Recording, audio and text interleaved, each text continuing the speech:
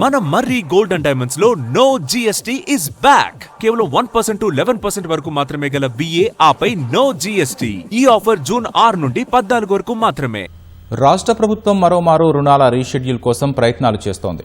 గత ఆర్థిక సంవత్సరంలో దాదాపు 28,000 కోట్ల అప్పును రీషెడ్యూల్ చేసింది. ఎక్కువ వడ్డీలకు తీసుకున్న స్వల్పకాలిక రుణాలను దీర్ఘకాలిక రుణాలుగా మార్చుకోవడం ద్వారా ఆర్థిక భారాన్ని తగ్గించుకునే ప్రణాళికలను అమలు చేస్తోంది.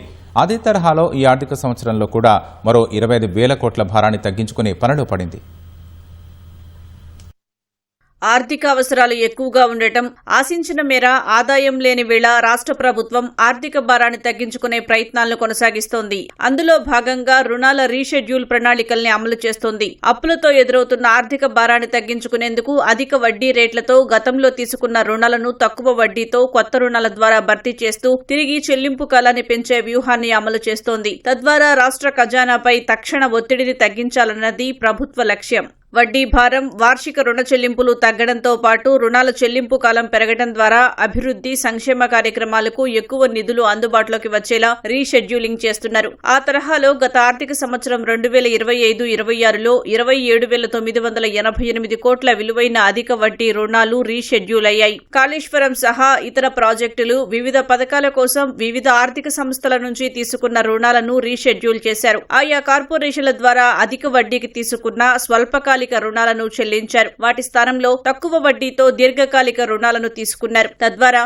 2025-26 నుంచి 2031-32 మధ్య చెల్లించాల్సిన మొత్తం అప్పుల భారం 34,058 కోట్ల నుంచి 11,915 కోట్లకు తగ్గించినట్లు ప్రభుత్వం తెలిపింది.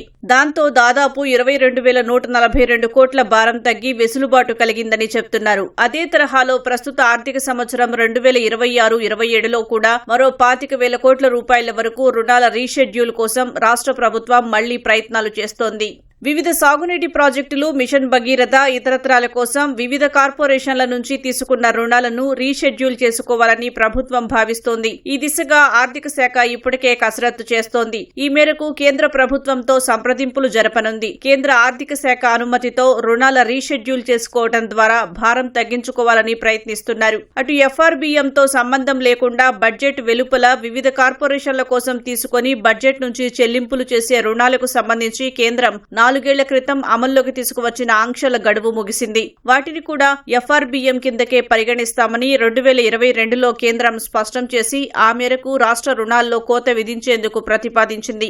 అయితే ఒకే ఏడాది కోత విధిస్తే ఇబ్బందులు తలెత్తుతాయని రాష్ట్ర ప్రభుత్వం కేంద్రం దృష్టికి తీసుకువెళ్లింది. రాష్ట్ర వినతి మేరకు అప్పటికే తీసుకున్న కార్పొరేషన్ల అప్పులను 4 ఏళ్ల కాల పరిమితితో విభజించింది. 4 ఆర్థిక సంవత్సరాలు పూర్తి కావడంతో రాష్ట్ర ప్రభుత్వానికి మరికొంత వెసులుబాటు లభించింది.